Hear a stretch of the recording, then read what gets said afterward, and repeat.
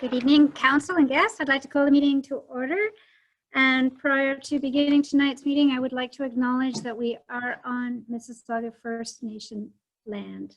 I would ask each councillor who is present tonight to please announce your name when I call it. Deputy Mayor Summers. I'm here. Councillor B. Dunbar. Present. Councillor J. Dunbar. Present. Councillor Wells. Present. Councillor Posterero. Present. And Councillor Roy sends his regrets. Thank you very much for all the witches who participated in Fall in Love with the Fall event last Saturday. I heard that you were stunning in your costumes and you made a lot of people smile. So thank you so much for that.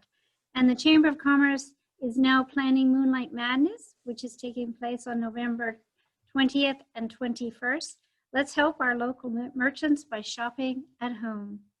And earlier this year, in support of efforts to stop the spread of COVID-19, the Ministry of the Environment, Conservation and Parks postponed the 2020 Day of Action on Litter Cleanup, which was originally slated for May 12th.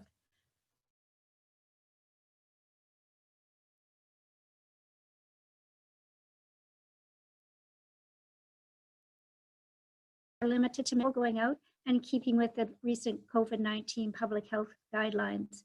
Please wear your mask and disposable gloves when picking up garbage and tie up all waste bags. And thank you for keeping Blind River clean. Now, without further ado, turning to tonight's agenda, I have a motion from Councillor Wells, seconded by Councillor B. Dunbar. Be it resolved that Council approve the agenda, the addendum to the agenda, and the closed meeting agenda as presented. All in favor? And opposed? And that's carried. And I have a motion from Councillor Posterero, seconded by Councillor J. Dunbar. Be it resolved that Council adopt the minutes of the regular Council meeting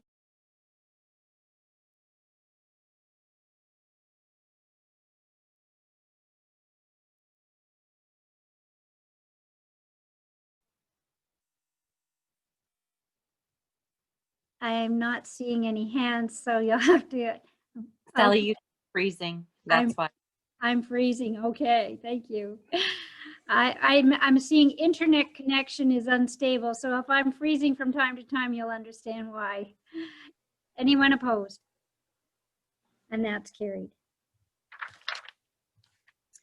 And are there any declarations of conflict of interest? Seeing none, we'll move on with the motion for the adoption of the minutes. And was there any business that people would like to talk about on council resulting from those minutes? Seeing none, we have a public presentation tonight from KPMG on the administrative process review. And we're fortunate to have Tiffany Chicchetto. Tiffany, am I saying your name properly? Good. Good. And I'm going to let you take the floor at this time. Thank you so much. Okay, no problem at all. So I believe I'm just going to share my screen from Conversations with Sue. So just give me one quick second and I'll get that up for everybody. Can everybody just confirm that you can see the presentation, the first page? Yes, we can. Okay, great.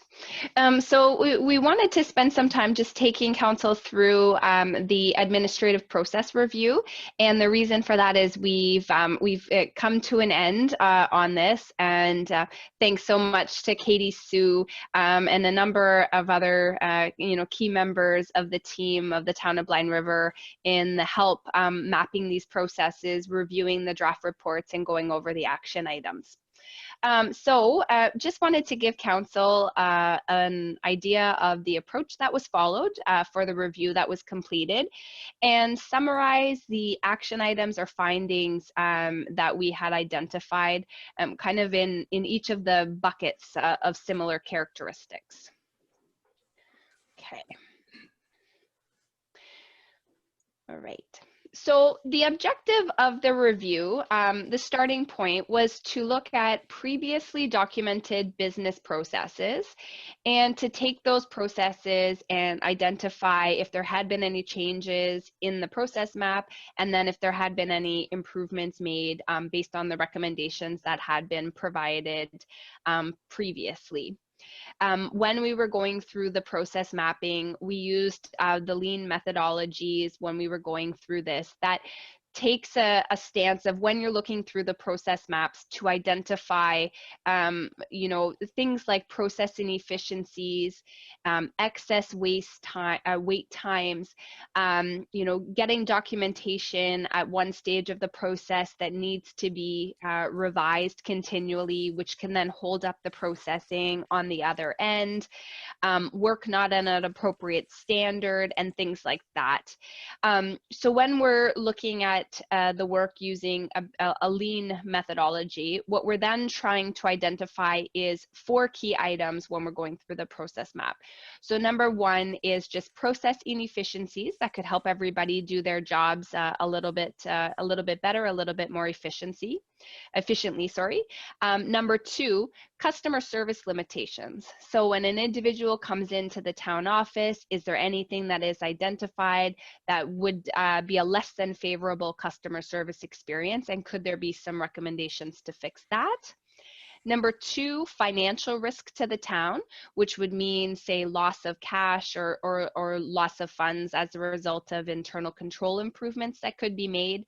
And then the last is litigation risk, and if there's any potential litigation risk based on how the processes are mapped. So we use those criteria when we're going through the process mapping. What we also did in the current year was to identify some additional process streams that we were going to be looking at as well. And then, of course, in conjunction with town personnel, go through and ensure that we identified recommendations for every identified either process efficiency, customer service recommendation, litigation, or financial risk, and always with an emphasis on using technology over manual process improvements. So the scope of work was to obtain the previously prepared process maps, but then we added a significant number of additional processes to the work that we had completed. So we did some work on the landfill, specifically focusing on user fees and processes for individuals when they're coming to the landfill. We looked at capital contracts and the project management that's followed for those capital contracts. We looked at fuel tank usage. We looked at credit card processing. We looked at monthly, quarterly, annual financial reporting processes, and we looked at the annual operating and capital budget preparation process. So we did add quite a number of additional processes in to look at this time around as well. So if a process had been completed and mapped out back in 2019, we used that map and those recommendations as a starting point, and then went over and saw the movement that existed in each of those areas. And I do have to give the town staff some credit. There was a lot of movement on the previously identified process inefficiencies. And in a year where COVID exists, it's pretty great to see those process improvements happening. So what did we find? Our key findings that we had identified was that the majority of the items that had been previously identified were implemented throughout 2020. Now, of course, there were some items that were put on the back burner, some items that had been budgeted for in 2020 that weren't quite implemented. So that was some things in the payroll area, some things also for the the portal for property tax bills and the ability to pay bills using that online portal. So those were kind of put to the back burner as a result of COVID. But we did find that there was some increased use of technology, some streamlining of processes to make it more efficient and reduce the amount of back and forth that was happening with some of the documentation. A lot of policies were developed, and I'm sure that's no surprise to you as council because a lot of them had come to you to review. So most notably, the one looking at taxation revenues and tax arrears that you had just looked at more recently. And then some enhanced customer service as a result of the items that had been implemented in the year. So there still were some additional items, and in the new areas that we had focused on in the current year, there were definitely some additional process efficiencies and risks that were identified in those processes. So when we summarized the potential courses of action that we had identified for each of those new areas that we had looked at this year, it mainly centered around continuing to look for a reduction in the number of manual documents that were prepared. You know, a good example that we had found was some tracking of fuel that's handwritten when the fuel tank is accessed. So just little things like that are things that we're hoping if some, you know, some of the recommendations that we had made would be implemented, there could be some additional savings of staff time as a result of not needing to chase up documentation. Reduction of potential risks to the town. From this, what I mean here is the implementing of controls could perhaps help from an internal control perspective, which would reduce the chance that the town would lose any funds as a result of you know, misappropriation of assets. And I'm not talking about anything here that's significant that should cause anybody concern, but it's things like making sure that not everybody has the combination of a safe so that you know, you can't all access it, or tracking fuel usage to make sure that it's legitimate town usage of fuel and not personal uses. Those are the kind of risks that we're talking about here. Potential gaps. I think you've made some great strides on the policies. There's still some additional items that I know Sue has been working on in some of the areas, more so in the reporting to council and how those processes are going to work. So that's one area of focus that you could take in 2021.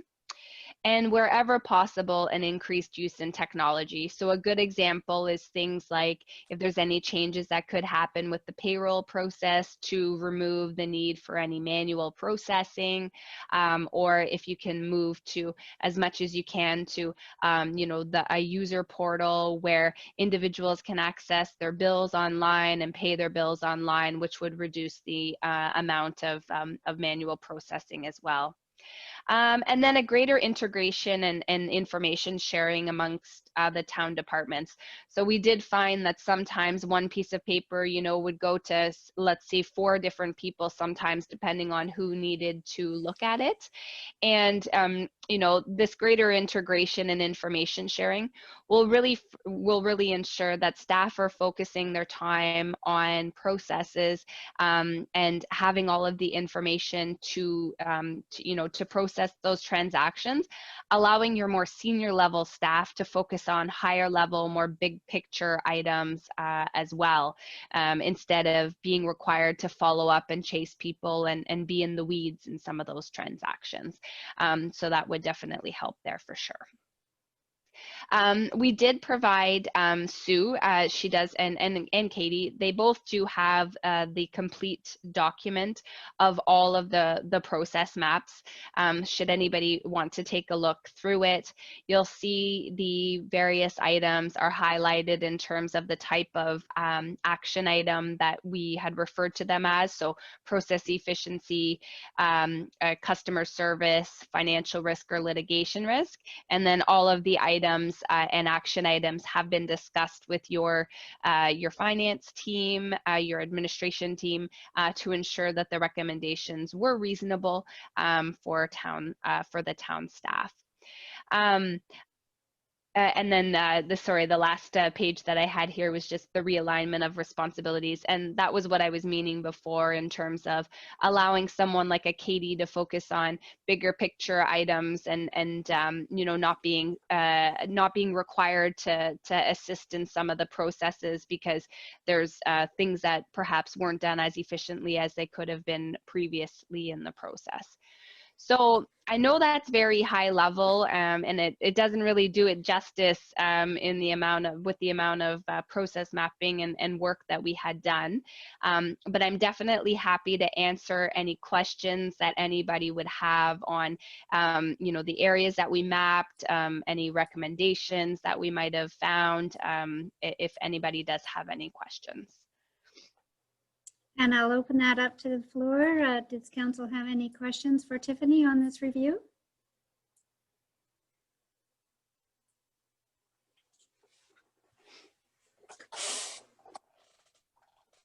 I'm not seeing any hands going up, Tiffany, so it must be fairly comprehensive. I I do- suppose so.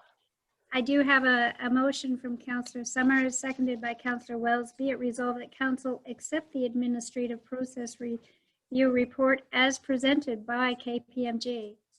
And all in favor of this motion? And opposed? And that is carried. Tiffany, thank you so much for joining our council meeting tonight, and we do appreciate, we have your email should we need to reach you in the future. Yes, absolutely. Please do reach out with any questions that you might have. Okay. Bye, everybody. Thank you so much. Bye. And I do apologize to council if my screen freezes. I do see sometimes I have little notices coming up on my board saying unstable internet connection. So moving on to the treasurer's report for the 2020 budget update. We were presented with 4 documents, and I wondered if council has any questions for Ms. Dent on this, any of one of these reports.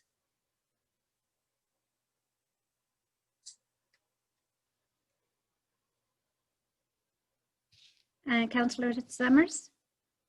Just a comment, when I was looking at one of the project ones, I think it appears that project tracking capital, I think item number 3, it appeared that it hadn't really been updated to the end of September. Is that correct?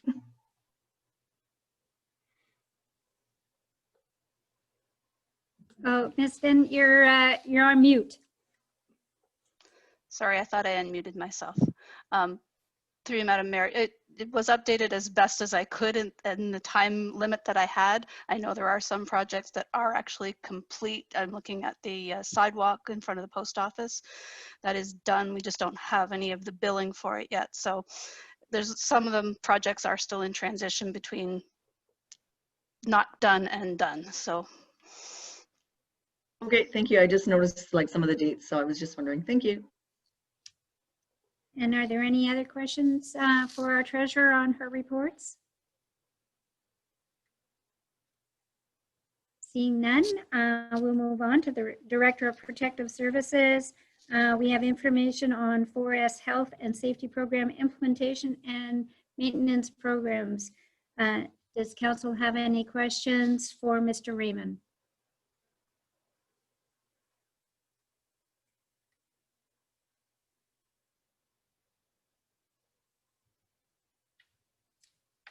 And seeing none, I will move forward then. We have nothing under service delivery review status. Under presentation of committee reports from the Director of Facility and Community Services, the Downtown Improvement Strategic Plan. I have a motion in front of me.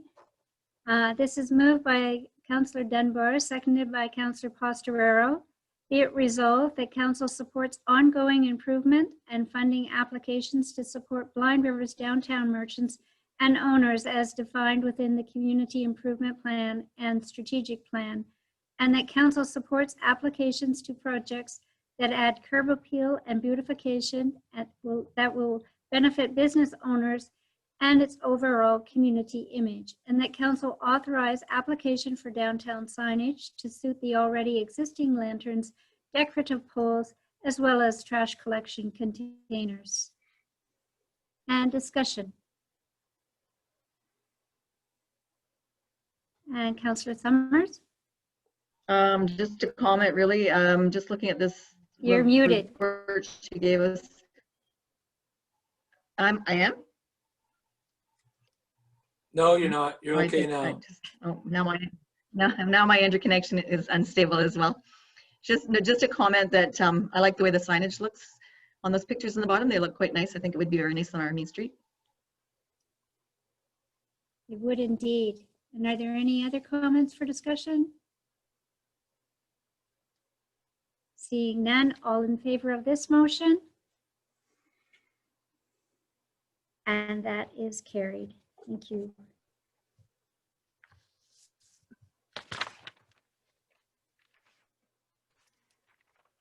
And from the Director of Facilities and Recreational Services, I have two motions. Read the Bee City update. First motion is from Councillor Jay Dunbar, seconded by Councillor Wells.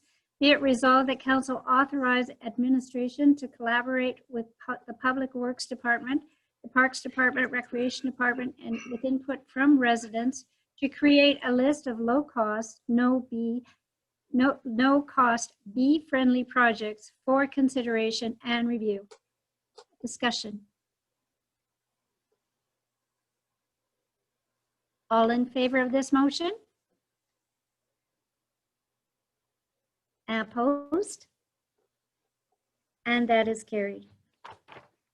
And the second motion, moved by Councillor Pastorero, seconded by Councillor Summers, be it resolved that council authorize the CAO to create a policy regarding environmental impacts within the community, and that this policy be presented to the Corporate Services Committee for review prior to being presented to council. Discussion? All in favor of this motion?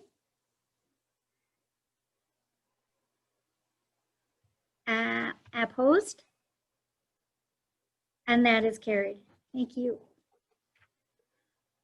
And again, apologies for breaking up screens and whatnot. So, and coming forward for correspondence for action, this was a notice of motion from the last meeting, whereas council defeated resolution 20-147 Huron Shores Regional Broadband Community Owned Network. And whereas the Huron Shores Regional Broadband Community Owned Network Group is moving to stage 2 of improving connectivity for Ontario for the Huron Shores and Manitoulin Community Owned Fiber Infrastructure Broadband Project, therefore be it resolved that council reconsiders support in principle for a Huron Shores Regional Broadband Community-Owned Network to improve the internet service available in Blind River and surrounding areas. Discussion. Councillor Dunbar, followed by Councillor Pastorero. Thank you, Mayor Hagman. Yeah, the reason I put this back on the table was that at the time I did vote against this resolution because I believed it was undermining and interfering with the HENSI Broadband Advisory Council and their work that they were doing. But recently being placed on the council, I now see it that it's probably better that the more pokers we have in the fire, the sooner and hopefully we'll get a stronger amount of broadband here that this area really definitely needs.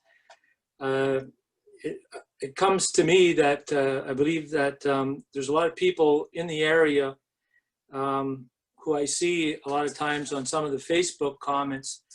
They're being gouged by a lot of the big ISPs. Some people paying up to the maximums of $250 a month just for internet.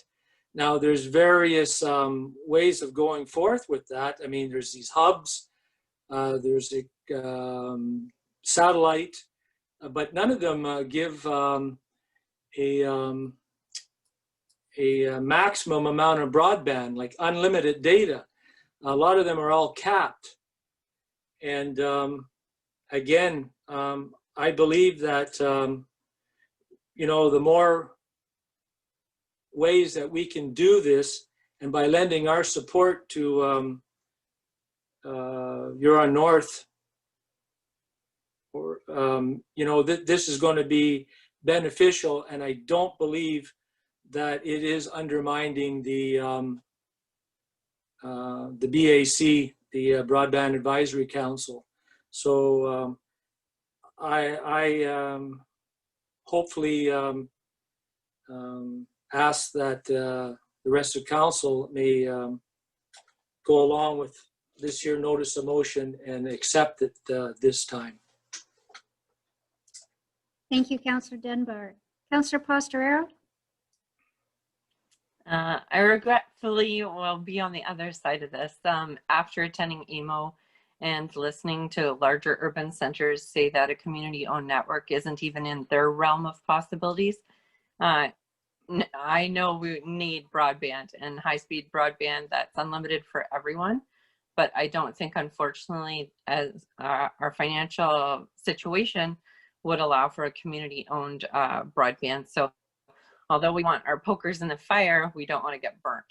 So I think the fact that when you're looking at the infrastructure to install the broadband capabilities, you're looking at millions, if not billions. And so for a small community, unfortunately, I don't think we can afford a community-owned broadband network. But definitely, I appreciate the sentiment that we definitely need an essential broadband, high-speed internet for everyone. But I don't think this is the right way to go about it because it's not feasible. Thank you, Councillor Pastorero. Councillor Wells, and then Councillor J. Dunbar. Thank you, Mayor Hagman. When this came to the table a couple of months ago, I was reluctant to support it because I did have concerns about competing applications for funding. But in conversation with Councillor Dunbar, he's been receiving more information from the Broadband Committee, and I now feel comfortable that there's nothing really to lose by a resolution, a motion to support in principle the concept, and that the more possibilities, the better. And since the previous resolution that came to the table was, as I recall, recorded vote, I would like to ask for a recorded vote again this evening. And Councillor J. Dunbar? Yeah, as far as I know, Madam Mayor, this here avenue that we're going down, and I respect Councillor Pastorero's opinion, this is just lending our, you know, support on this, and there's no fiscal responsibility on us at the moment. And it's not community, it would be more of the regional own that he is going down this route, Mayor Bilodeau. And so, again, this is at no expense to the taxpayers here. And actually, you're right, it's in the $98 million range, Councillor Pastorero, that they're looking to get funding from the government, or a large percentage of that. And they already have ISPs who are interested in buying into this here at the moment right now. So at no cost to us, and again, back to my pokers in the fire, I'd definitely be the first one to scream, ouch, if we're going to get burnt.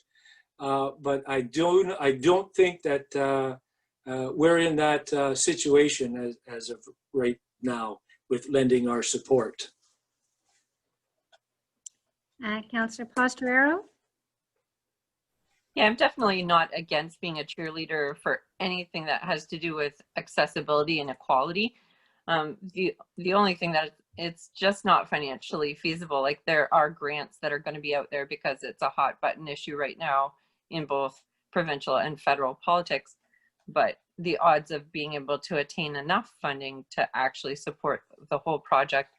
And as far as I remember, there was only one ISP, and it's not one of the big ones, that was championing this cause. So yeah, I support it, but the thing is that I also don't want to waste anybody's time for something that's not realistically going to occur. Thank you. And Councillor B. Dunbar. I just want to add to Jim's saying about having the irons in the fire. I think that the more avenues that we are exploring, the more pressure it puts on the bigger players to step up to the plate. Jennifer is absolutely right. Right now, the funding is only 50%, so the region would have to come up with, what was that? Close to 50 million. I'm not quite sure that any of us are in the position to do that, but just, you know, saying that we support this and that, you know, we're going to listen to what comes out of it, whether it's feasible or not. As long as we're listening, we're not the only ones listening. It could, like I say, put pressure on the bigger players to step up. Yeah.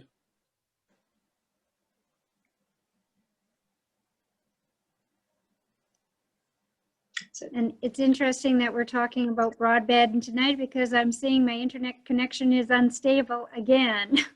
So here we go. Are there any other comments before we go to a recorded vote? And seeing none, I will ask Ms. Scott if she could take the recorded vote on behalf of council. Madam Mayor. Councillor Summers? So in principle, I'm in favor. In favor? Councillor B.A. Dunbar? In favor.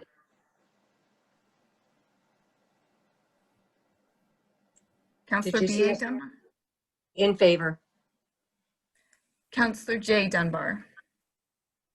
I'm in favor of the support. Councillor Wells?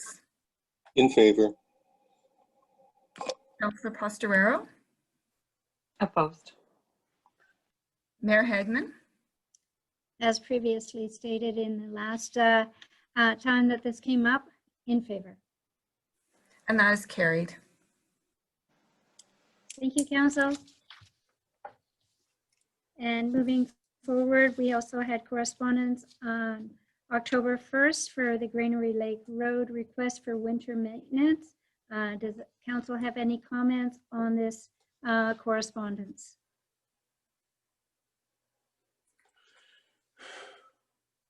Councillor J. Dunbar? Well, I noticed that it mentioned that it was going to a committee. I think their reply back was, and I believe, I guess I'm asking the CEO, was that our committee that we had the meeting on, Katie? That's correct, Councillor Dunbar. We did discuss this briefly at the the Infrastructure Committee, and it was suggested that it come to council.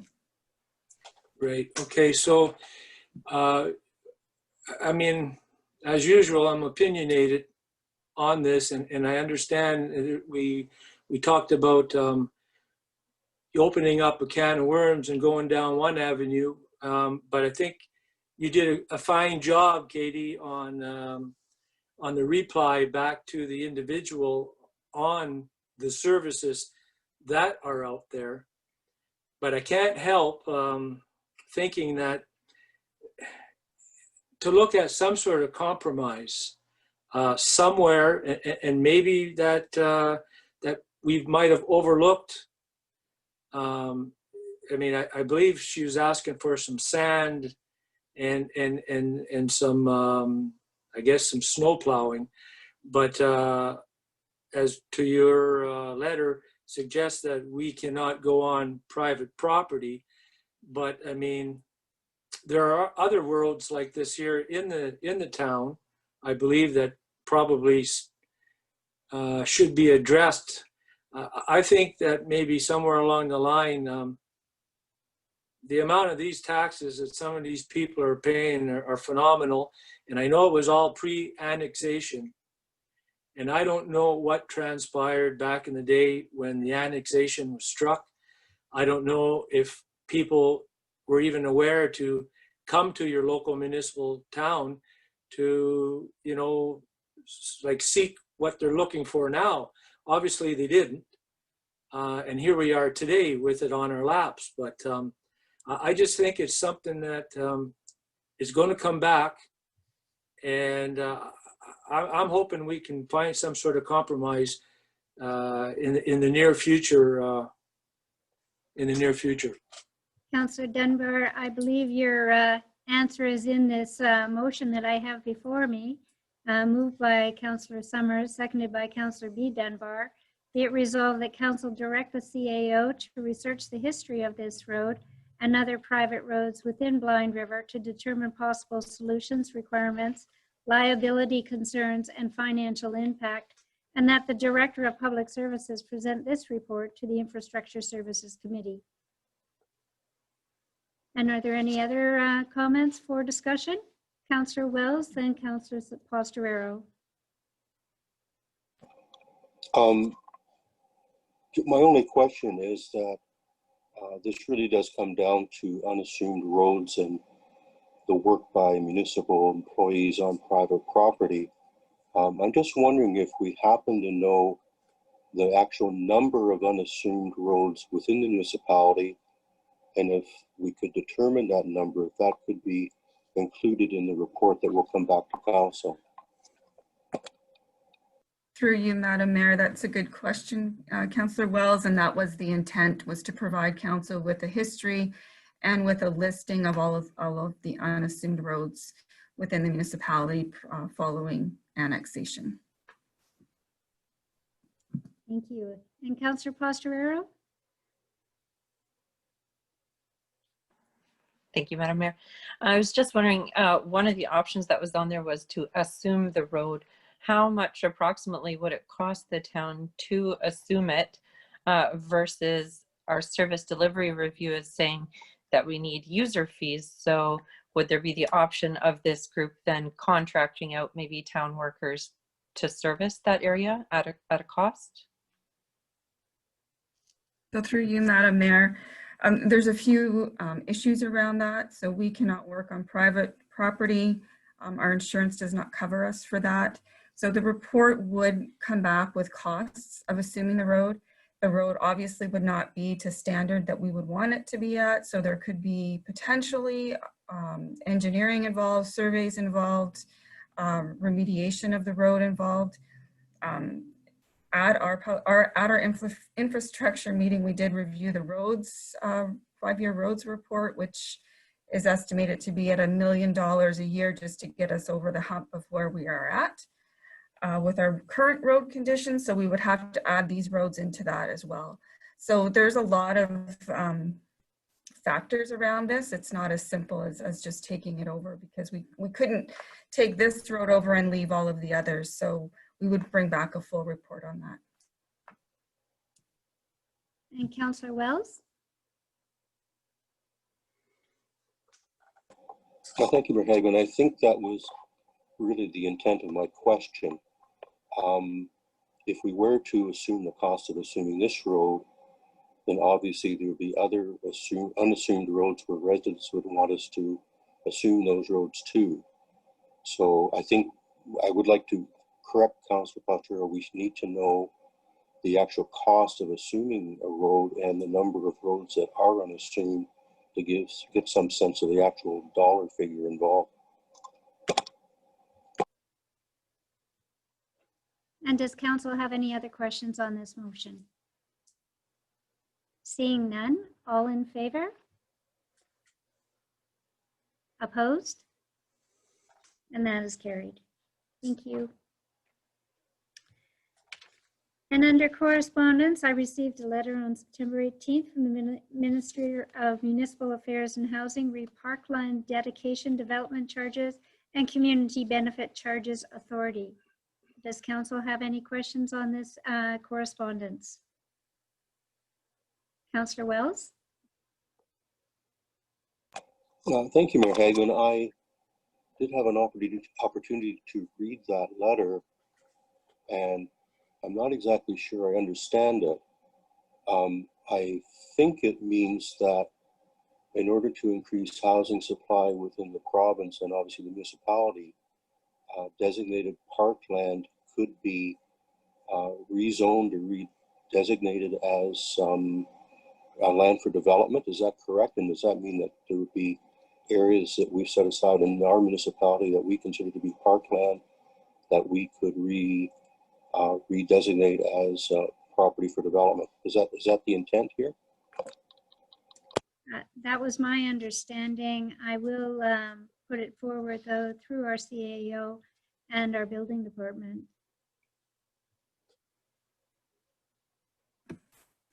This would have been directed to our building department through Mr. Jones to give us an answer on that. We can bring it back to the committee and have him do a report on the new legislation.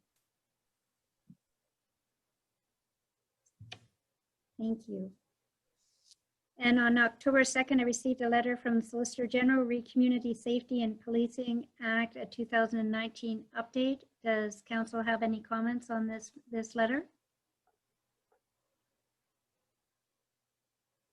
And seeing none, on October 2nd, Ms. Bittner received a letter from Cameco, re the Community Parks Upgrade Project, and Cameco through the manager, Mr. Astos, has presented the town with $6,500 through our Community Parks Upgrade Project.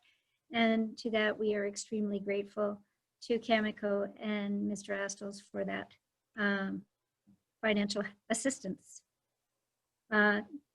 On October 6th, a letter to the Premier from the official opposition party, re-access to broadband in Northern Ontario, something that we've been talking about tonight. And as you can see, there's a lot of pressure on the government. Does council have anything they wish to add to this letter? We're certainly working at feeling it, aren't we? And on October 9th, the North Shore Power Group Board of Directors meeting met. Was there any questions on the agenda? Councillor Jay Dunbar? I'm looking at the minutes, actually, Madam Mayor, from the September 9th meeting. Yes. And I see under new business, I just, maybe some sort of explanation on this. I believe it's 4.2. The Blind River Generating Station is currently in North Shore Powers Group's name.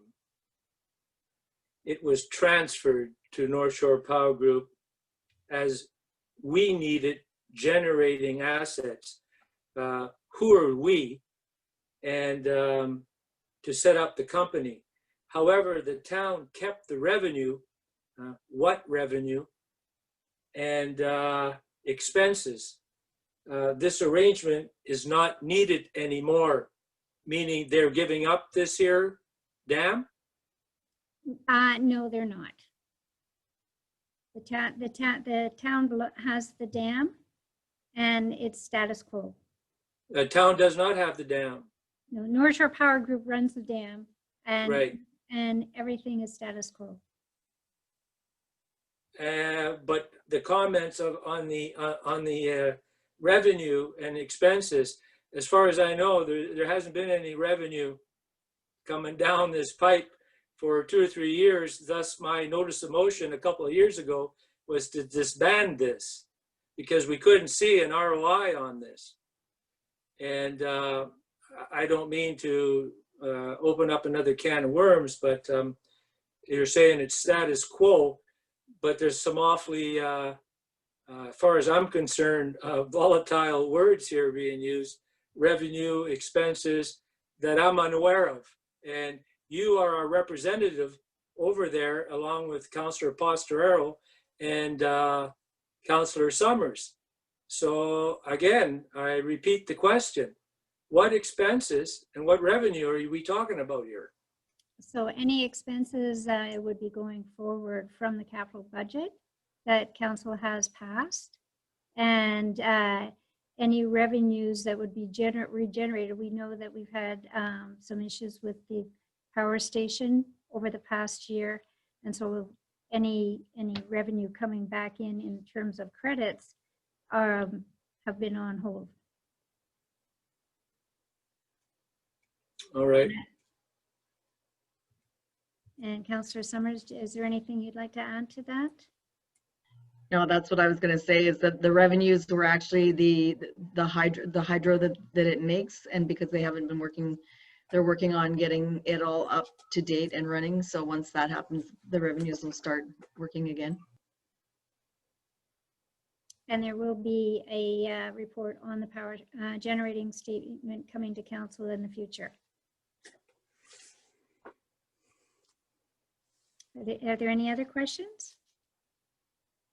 Seeing none, I have no notices of motion. So moving on to the introduction and consideration of bylaws. I have a motion from Councillor B. Dunbar, seconded by Councillor Summers. Be it resolved that council authorize the mayor and CAO to sign bylaw 20-41, being a bylaw of the Corporation of the Town of Blind River, to enter into an agreement with Employment and Social Development Canada, was passed in open council this 19th day of October 2020. All in favor of this motion? And opposed? And that's carried. Thank you. And council reports and announcements. Councillor B. Dunbar has provided us with a report on Elnos and Hensey. Are there any questions for Councillor B. Dunbar? That's a sign of a really good report, Councillor Dunbar, when you have no questions from council. So thank you very much for providing us for that. Under the addendum, we have Manager of Building and Planning with regards to the severance application. And I have a motion from Councillor J. Posterero, seconded by Councillor B. Dunbar. Be it resolved that council give provisional consent to this application for the lot addition from 59 Michigan Avenue to the abutting property at 78 Lakeside Avenue. Discussion. Councillor Summers? I just, looking at the map, it just looks really odd that that piece of property that's in the middle there, so that's an actual lot that is there and owned by someone? Like, it just seems such an odd piece of property there. And I will put the comments over to our manager of the building department to answer on your behalf.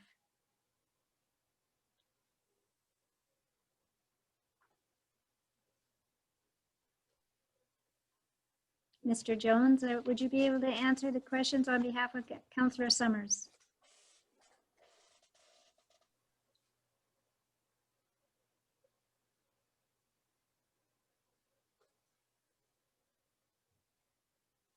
We may be having some broadband technical questions here.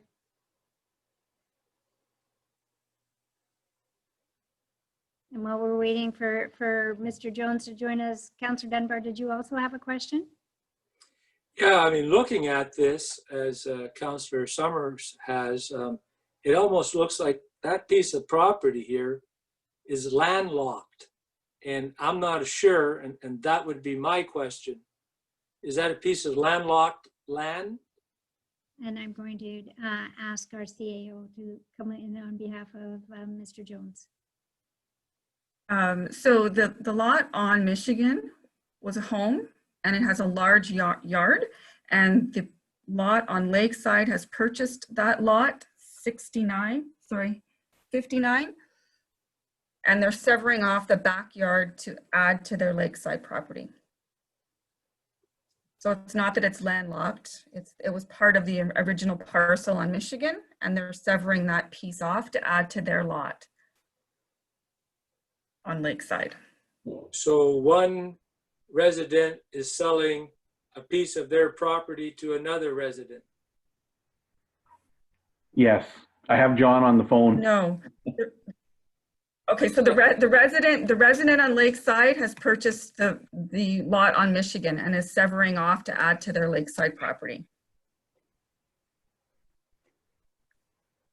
Is that what John is saying? Yes, that is correct. Yes.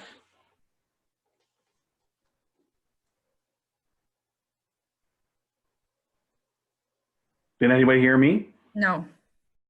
I can hear you, Ken, perfectly. Okay, so yes, John is saying that is correct.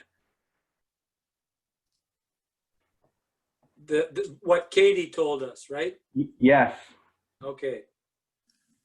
Thank you. Thank you, Ken and John. You're welcome. Councillor Summers.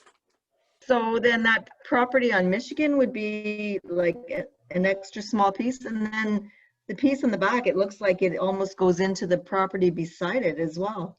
It just seems an odd thing to do, to leave a small piece of property like that on the.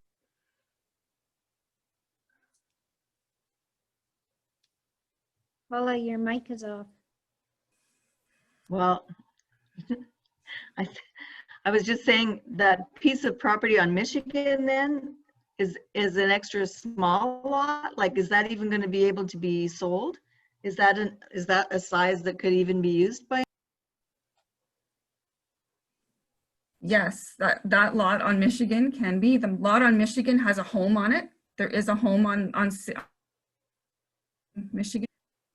They're taking a piece of the backyard and adding it to the Lakeside property. Looks very strange. And to me. yes, That's because awesome. the lot on Michigan Street is an extra large lot. So it's larger than a regular lot in the municipality. Councillor Postrero.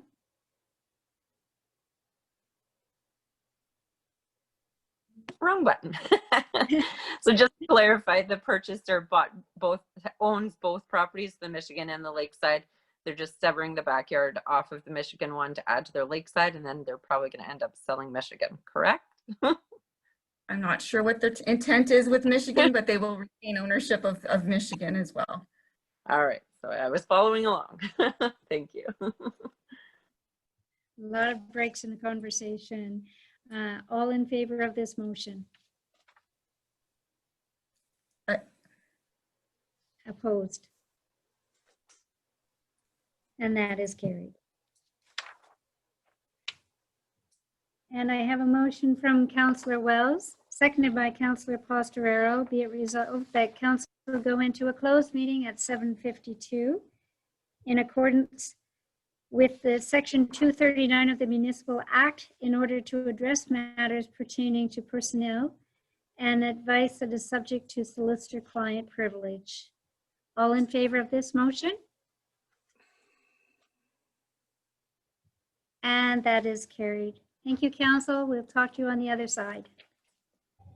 Welcome back, Blind River. I have a motion from Councillor Jay Denbars, seconded by Councillor Summers. Be it resolved that council resume the open meeting at 8:24 p.m. All in favor of this motion? In favor. And that is carried. Thank you. Councillor Dunbar, we can't see you. That's not my problem. Oh, do you want to go back to the broadband again? No, there we go. We have the technology.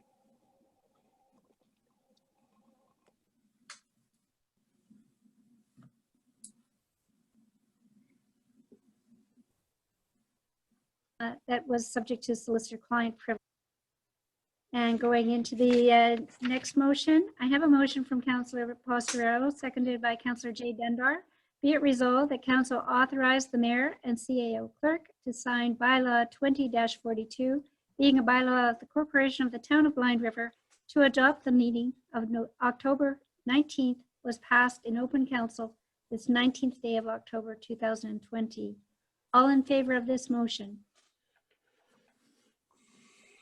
And that is carried.